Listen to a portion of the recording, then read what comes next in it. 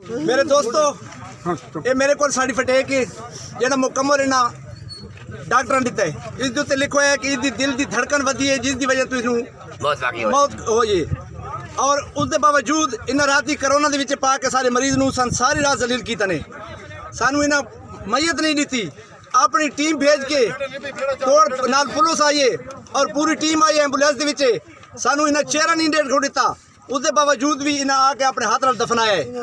अज सारे नाल होया कल सारे शहर नाल बड़ी बड़ी ज्यादती है सारे कुंदियां दे विच कोई कोरोना दा मरीज को नहीं इन्हें बहुत बड़ी ज्यादती की है सारे नाल कि इन्हें कोरोना दे विच पा के सारे बंदे नू सिर्फ शुगर दा टेस्ट कराउण गया उसकी वजह तू इहदी दिल दी धड़कन वध गई है। ये डॉक्टर दा लिखो है जेड़ा मेरे हाथ दे विच है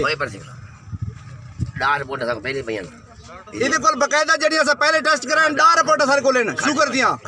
और अगर शुगर दा चेक कराने वास्ते गया उसके बावजूद भी उन्हें कोरोना दे विच पा के पहले अस्पताल में खड़ा है अस्पताल में खड़ा है वो नारे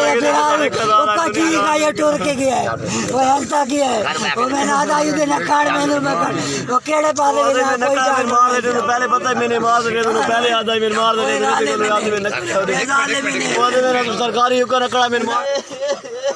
ये हॉस्पिटल के अमले का काम देखो कि जिस पासों अगर कोरोना का मरीज है जिस साइड तो मरीज नूं लहाया वेंदा पे उस पास में स्प्रे नहीं कीता गड्डी दे दूजे पास स्प्रे कीता ने इस वास्ते कि भाई इसनूं कोरोना कौन आई